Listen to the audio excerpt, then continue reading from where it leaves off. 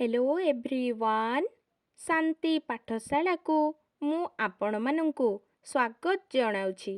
आजिकार एक नूतन वीडियो रे आमे आलोचना करिबा मरुड़ी समस्या ओ तार निराकरण विषय रे एक सुंदर विषय वस्तु।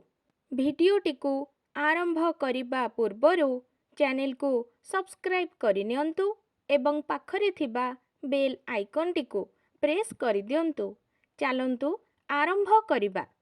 उपक्रम सांप्रतिक जुगरे ओडिशा रे घटुथिबा विभिन्न प्राकृतिक विपर्यय मध्यरे मरुड़ी समस्या एक प्रधान समस्या रूपे मुंड टेकिछि। एपरिकी सृष्टिर आबहमान कालरू अद्यावधि दरिद्रतम ओडिशा बन्या बात्या प्रभृति विभिन्न प्राकृतिक विपर्ययर धक्का खाई ओडिशार जनजीवन विपर्यय करि देइछि। ओडिशारे प्राकृतिक संपदर भंडार थिले हें मरुड़ी बसतः ओडिशा क्रमश दारिद्र्यर शिकार हेउछि। बन्या नियंत्रण निमित्त ओडिशारे विभिन्न पदक्षेप ग्रहण करा जिबारे सुफल मिलिले हें मरुड़ी प्रकोप अद्यावधि ओडिशारे कमिबा परिवर्ते बढ़िबारे लागिछि। ओडिशार जनसाधारण एहार शिकार हेबा फलरे मरुड़ी प्रपीड़ित ओडिशावासींकर मेरुदंड क्रमशः दोहलिबारे लागिछि। एणु मरुड़ी ओडिशारे चूर सहचर कहिले मध्य अत्युक्ति हेब नाही। मरुड़ीर कारण ओडिशा एक कृषि प्रधान राज्य। एठारे अधिकांश लोक कृषि उपरे निर्भर करी चलंती। कृषि साधारणतः मौसुमी वायु उपरे निर्भर करिथाए। अतिवृष्टि बन्यार कारण परि अनावृष्टि हेउछि मरुड़ीर प्रधान कारण। ओडिशार मुख्य कृषिजात द्रव्य धान, जाहाकी साधारण जनतार भातहांडी स्वरूप प्रतीयमान होई थाए। ओडिशा कृषिजात द्रव्यर फसल मुख्यतः मौसुमी वर्षा उपरे निर्भरशील। अनियमित मौसुमी प्रवाह शस्य हानिर मुख्य कारण होई पड़े। क्षेत्ररे बिहन बुणा हेबा परे वर्षा न हेले राज्यरे मरुड़ी देखा जाए। कारण गजा मरुड़ी द्वारा फसल क्रमश नष्ट हुए। एपरिकी अनावृष्टि फलरे बिलरे नुआ बेउषण न हेबा बा रुआ बेउषण परे आवश्यक वर्षा न हेबा द्वारा धान गछ गुड़िक बिलरे सुखी मरी जाए। फलरे शस्य हानि हेतु राज्यरे मरुड़ी देखा जाए। फलरे ओडिशा आदिवासींक पक्षरे प्रति वर्ष मौसुमी वायुर गतिकु कलना करिबा कष्टकर व्यापार।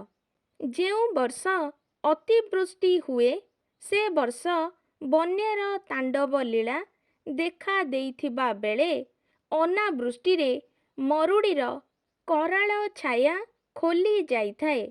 जेउ समयरे ओडिशारे अनावृष्टि घटे बा अल्प वृष्टि घटे सेही समयरे ओडिशावासी मरुड़ी द्वारा आक्रांत हुअन्ति। सांप्रतिक जुगरे राज्यरे वृष्टिपातर हार क्रमशः ह्रास पाइबारे लागिछि। सुतरां ओडिशा प्रत्येक वर्ष मरुड़ीर सम्मुखीन हेबा स्वाभाविक होई पड़िछि। मरुड़ीर कराल विभीषिका। मरुड़ी परे परे राज्यरे दुर्भिक्ष देखा दिए। राज्यरे अनाहारर मृत्यु संख्या क्रमशः बढ़ी बढ़ी चले।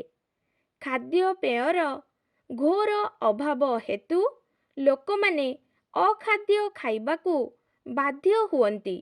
ଫଳରେ ବିଭିନ୍ନ ରୋଗର ଶିକାର ମଧ୍ୟ ହୁଅନ୍ତି। ଅପର ପକ୍ଷରେ ଅନାବୃଷ୍ଟି ବା ଅଳ୍ପ ବୃଷ୍ଟି ହେତୁ ନଦୀ, କୂପ, ପୁଷ୍କରିଣୀ ପ୍ରଭୃତି ଶୁଷ୍କ ହୋଇ ଜଳର ଏକାନ୍ତ ଅଭାବ ସୃଷ୍ଟି କରେ।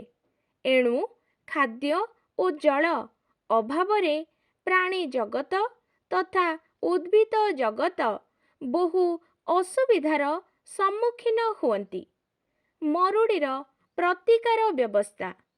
ଓଡ଼ିଶାରେ ପ୍ରତିବର୍ଷ ଅନିୟମିତ ମୌସୁମୀ ବାୟୁ ପ୍ରଭାବିତ ଯୋଗୁଁ ବୃଷ୍ଟି ଜଳର ଅଭାବ ନିମିତ୍ତ ପ୍ରତି ଗ୍ରାମରେ ବୈଜ୍ଞାନିକ ପ୍ରଣାଳୀରେ ଯଥେଷ୍ଟ ପରିମାଣରେ ପାନୀୟ ଜଳ ଓ ବ୍ୟବହାର୍ଯ୍ୟ ଜଳ ସଞ୍ଚୟ କରି ରଖିବା ଆବଶ୍ୟକ। ଓଡ଼ିଶାରେ ପ୍ରବାହିତ ନଦୀ ଗର୍ତ୍ତଗୁଡ଼ିକ ବାଲିଚର ମାଡ଼ିଯିବା ଫଳରେ ମୁହାଣ ଗୁଡ଼ିକ ବନ୍ଦ ହେବା ସହିତ ନଦୀ ଶଯ୍ୟା କ୍ରମଶଃ ଅଗଭୀର ହେବାରେ ଲାଗିଛି। ତା ଫଳରେ ନଦୀ ଗର୍ଭରେ ଜଳ ସାଇତି ରଖିବା ସମ୍ଭବପର ହେଉନାହିଁ। ମରୁଡ଼ି ସମୟରେ ଓଡ଼ିଶାରେ ପାନୀୟ ଜଳର ଅଭାବ ଦୂରୀକରଣ ନିମନ୍ତେ ପ୍ରତ୍ୟେକ ଜନବସତି ସ୍ଥାନରେ ନଳକୂପ ଖନନ ବ୍ୟବସ୍ଥା ସରକାରୀ ସ୍ତରରେ କରାଯିବା ଉଚିତ। ଉପସଂହାର।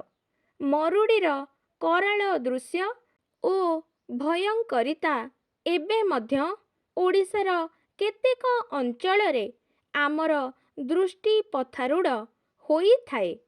କାରଣ ଓଡ଼ିଶାରେ ମରୁଡ଼ି ଇତିହାସ ଯେପରି ଦୀର୍ଘ ସେପରି ମଧ୍ୟ ମର୍ମନ୍ତୁକ। ସରକାରୀ ହିସାବ ଅନୁଯାୟୀ ଓଡ଼ିଶାର ମରୁଡ଼ି ଇତିହାସରେ ପୃଷ୍ଠା ଓଲଟାଇଲେ ସାଧାରଣତଃ 1783, 1836, 1838, 1840, 1866, 1943, 1966, 1978, 1982 ଓ 1996 ମସିହା ମରୁଡ଼ି ପର୍ଯ୍ୟାୟ ଉଲ୍ଲେଖନୀୟ। କିନ୍ତୁ ଉପରୋକ୍ତ ମରୁଡ଼ି ମଧ୍ୟରୁ 1866 ମସିହାର ମରୁଡ଼ି ଓଡ଼ିଶା ପାଇଁ ଥିଲା ଅତ୍ୟନ୍ତ ଦୁଃଖଦ ତଥା ଭୟାନକ। ମରୁଡ଼ି ଓଡ଼ିଶା ପାଇଁ ଏକ ଭୟାନକ ପ୍ରାକୃତିକ ବିପତ୍ତି କହିଲେ ଅତ୍ୟୁକ୍ତି ହେବ ନାହିଁ। ଆଜିକାର ଭିଡ଼ିଓଟି ଆପଣଙ୍କୁ କିପରି ଲାଗିଛି କମେଣ୍ଟ ମାଧ୍ୟମରେ ନିଶ୍ଚୟ ଜଣାଇବେ ଏବଂ ଲାଇକ୍, ସେୟାର, ସବସ୍କ୍ରାଇବ୍ କରିବାକୁ ଜମାରୁ ଭୁଲିବେନି। ଧନ୍ୟବାଦ।